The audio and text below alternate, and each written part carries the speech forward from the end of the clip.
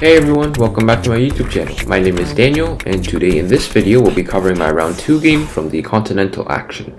This tournament actually concluded yesterday, so yep. And so I was playing white, and in fact this game was against a Grandmaster. So yeah, let's take a look at what happened in this critical moment. So my opponent had just played the move Rook A to E8, and here I fought for a little bit and I played the move Bishop to D3. So Bishop to D3, I was actually pretty happy with this move. So the reason why is, firstly, I'm threatening to play Rook takes E8, and then Rook takes E8, and then play Bishop takes F5. So let's say A5 to demonstrate, takes, and I have takes, and I'm simply up a pawn in this position, with a pretty nice position. So that's the threat in the current position. Also, I'm preventing my opponent from playing the move Rook to E3 because before I played the move Bishop to D3, Rook to E3 was a real possibility, putting some more pressure on this F3 point firstly, some pressure on the C3 point with the Bishop and the Rook, and also threatening to double up on the E file. So that's why I played the Bishop to D3, because then after Rook to E3, then I can simply trade, and then I can bring the other Rook to E1. In fact, you can't actually play Rook to E8 because then I have Knight to D1, taking advantage of this pin here against the Rook. So instead, you probably have to, instead of Rook to E8, go back to D4. And in fact, here I can activate my Rook to E7, and this is honestly really good for me. So you can actually play Rook to E3 here, and besides, it just opens up it just allows me to stare down the black Rook on the open file as well. I'm also threatening some long-term H4 ideas, threatening to kick the knight back to F7, where this pawn would actually be free because the Rook is no longer guarding the F5 pawn if the knight is on F7. So I was pretty happy with this move. A couple of reasons behind it, as mentioned. So here my opponent played the move F4, trying to break up the structure here. If I takes, obviously, then the structure isn't good. But in fact, this actually still gives me the pawn. Rook takes E8, Rook takes E8, G takes F4. Here, I thought my opponent would, after, let's say, I thought actually here my opponent would play the move Rook to E3. Rook to E3 to take advantage of these two pieces here. So Rook to E3, so obviously if I take the knight, then you can take the bishop, so F takes G, Rook takes D3, in fact you're getting in on the second rank as well. You're threatening to win a pawn here after this series of exchanges with the passed C pawn. I do have a passed F pawn, but however the king is here, so it's easier for black to stop my passed F pawn compared to me stopping the C pawn, since my king is all the way over on G2. So that's what I thought my opponent would play, but here my opponent actually shocked me and played the move Knight takes F3. Knight takes F3, although it does make sense, is actually a worse alternative of this because I still maintain my pawn advantage.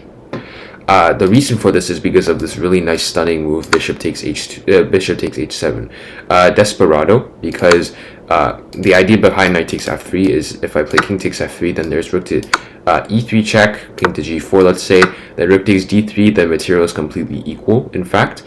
4 pawns for black here on the queen side, 1 pawn on the king side, and then I have 3 pawns for 5. However, the move Bishop takes H7, since I'm going to lose the bishop anyways, I might as well get a pawn for it. So Bishop takes H7, King takes H7, and now King takes F3. So as you can see, now I have 2 passed pawns on the king side, and I'm actually still up a pawn. Here, of course, my opponent can play the move Rook to E3, check, and then after, let's say, King to G4, they can obviously get their pawn back. But here I have King to F5, and my king, compared to their king, my king is a lot more active. I'm getting into E6, taking the D6 pawn, sliding my king away, and then I would have 3 passed pawns in total, compared to his 1 C pawn, which can, in some cases, I can even sack my rook for this pawn, and my 3 pawns would probably be overwhelming. And considering these 2 pawns would probably fall as my opponent is trying to promote the C pawn, I would be completely winning then. So in this position, instead of Rook to E3, my opponent elected for C4. C4, I honestly don't fully understand. My idea is that if I play a random move, then after Rook to E3 check, King to G4, and we trade, then the pawn's 1 step closer to promotion. That's the only thing I have. That's the only reasoning I have for this move.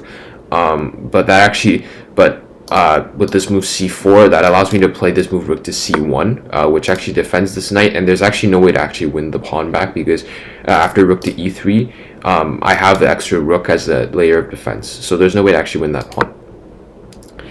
Here also the computer, besides from rook to c1, also just suggests the move knight to e4. Knight to e4, I saw this was a possibility in the game, but I didn't really like this. After bishop takes b2, rook to b1, then there's c3, and then c2 and c1 is really difficult to stop. Now I actually realize there's knight to f6 check. What's the computer saying? So king to h6, and let's say knight takes e8. Then after c2, then I can play rook to e1. And then I can promote. I can prevent the promotion. I can take on d6, take on b7, and I would still have my pass pawns. So I missed this in the game. I missed that after c3, the circulation here is actually cut off. The bishop's no longer defending the f6 square. So in the game, instead of going for knight to e4, I played the move rook to c1, as I mentioned, defending the knight again. Rook to e3 check, king to g4, trying to get my king to one of these squares, can take advantage of some of these weak pawns. King to g6, preventing my king from going to f5. I play h4, trying to play h5 check so that the king will have to slide over the h6, or obviously if f6, then I can probably play like h6 and etc. If king to h6, then I can probably get my king in to take this d6 pawn. King to f6, I play h5, taking away this g6 square. b6, honestly just a waiting move, I believe. Rook to h1. So rook to h1, obviously I'm trying to support this pawn promotion, and you can't actually take, because if you take, then I have h6, and there's actually no good way of stopping this pawn. You can play rook to e3, h7, then you have to sack the rook for the queen, and in fact these pawns would be really easy to stop. So you can actually take the knight. So after rook to h1, my opponent played the move king to g7, trying to get back to stop the pawn, king to h7, king to h6 to blockade. Play king to f5. King to g7 relinquishes any control over the f5 square, so I slide my king into the f5 square. Now I have threats of knight to e4, which is actually my plan. King to h6, blockading the pawn. And here I play knight to e4 because I calculated that now bishop takes b7, I'm completely winning, because let's say, so I have knight takes d6, c3 let's say, then I have knight to f7 check, knight to f7 check, so if king to g7, then I have knight to g5, and then h6, h7, h8. If you come back to h6, then I have, then I would have, so after knight to f7, king to g7, then I would have yes, knight to e5. Knight to e5. So now I can actually promote this pawn as well, combined with this pawn and this pawn.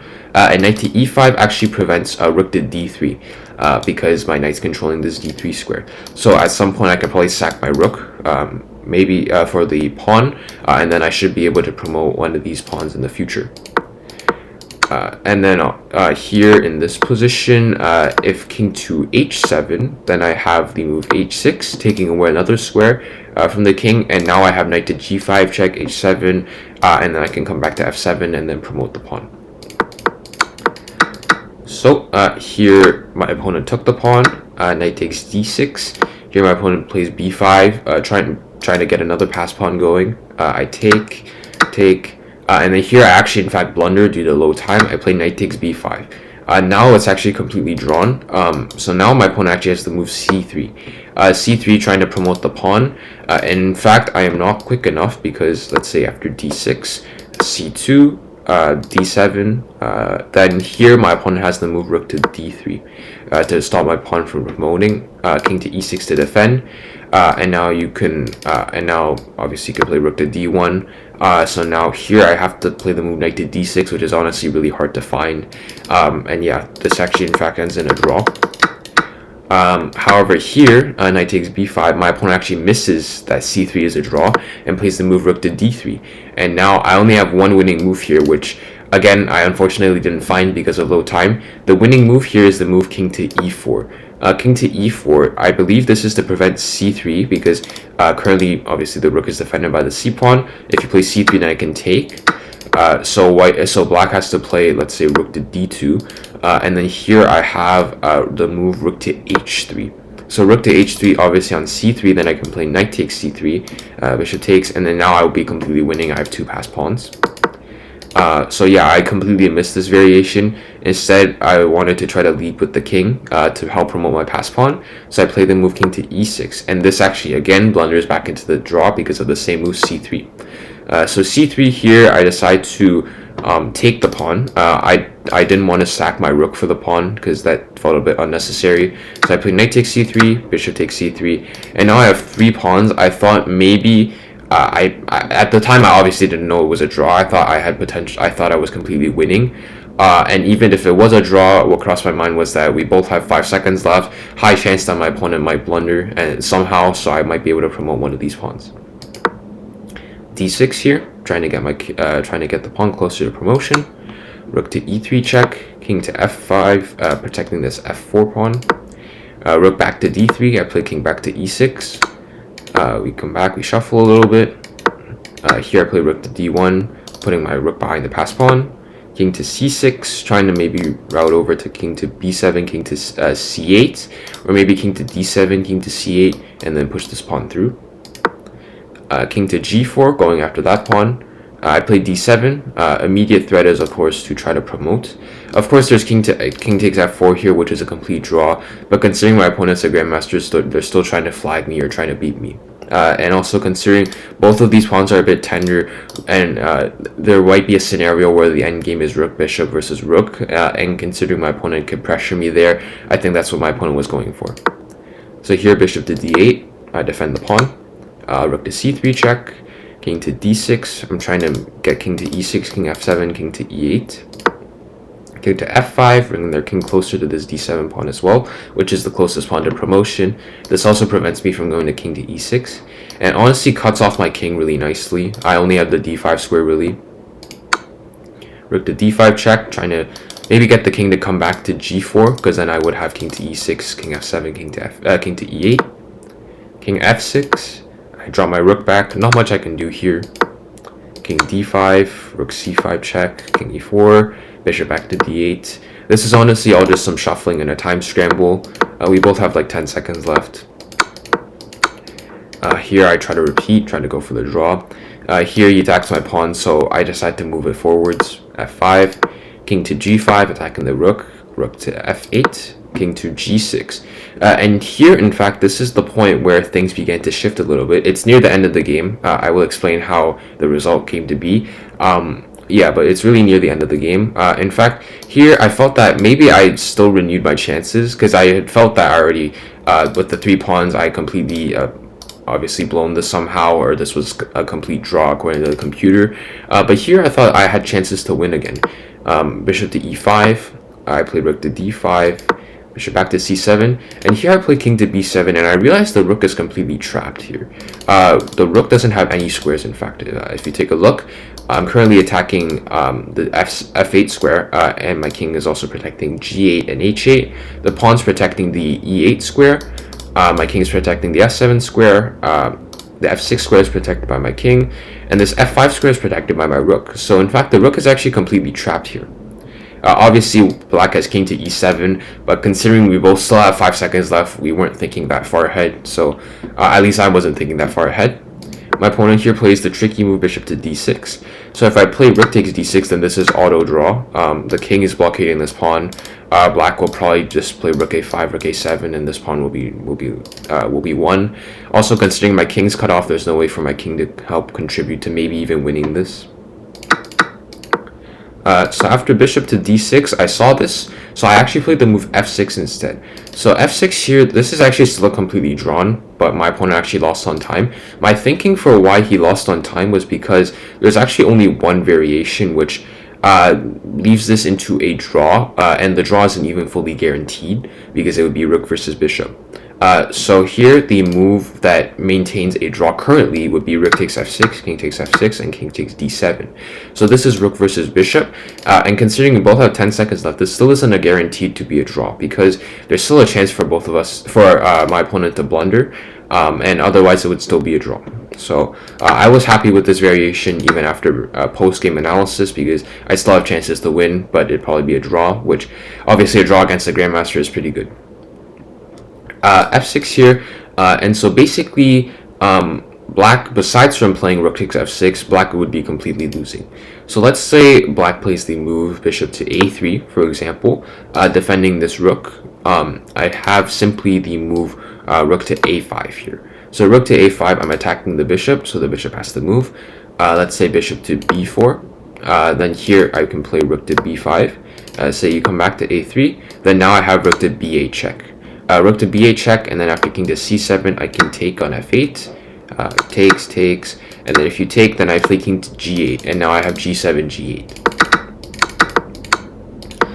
So that's why my opponent actually can't play, after f6, can't actually move the bishop away, because then I would simply play the rook to b5, sort of a continuation, and be able to deliver a check on the back rank, which would lead me to have this passed f6 pawn, which would be able to play f6, f7 in the future. And also the current threat in this position is obviously to play rook takes d6, which would lead me to a completely winning position, because as I mentioned, the rook is actually funnily trapped right now. So yeah, that's pretty much all the variations and all the possibilities that black can do. Obviously, if black moves off of this diagonal, then I can simply just take the rook for free, and that will be completely winning. So my opponent's only chance was rook takes f6, and I'm considering, since both of us had low time, we both missed this variation. So yeah, in general, a pretty, quite an interesting game. A game filled with a lot of, filled with a couple of mischances. Obviously, my knight's venture out to the b5 square wasn't too useful, wasn't too good, because I actually blundered the draw for 2 moves in a row with the move c3. And then I actually had to sack my knight for the pawn, and I actually got pretty lucky that I had enough pressure here at the end that my opponent and me, we both actually missed the only variation that leads to not even a guaranteed draw at that point. So besides from that, in general, it was pretty smooth. Good endgame technique by my part, and also really nice move bishop takes h7 earlier in the game, which allowed me to maintain my 1 pawn advantage, and actually ended up having me getting a winning advantage. But unfortunately, I obviously wasn't able to convert on that winning advantage in the most traditional way, since I ended up winning on time. But besides from that, pretty smooth. Nice tactical find, obviously, with the bishop takes h7. And yeah, hope you all enjoyed. It was another win against the Grandmaster, so I'm very happy with myself for that. Even though it wasn't the most conventional winning method, but still, either way, I'm still pretty happy. And yeah, hope you all enjoyed. Thanks for watching.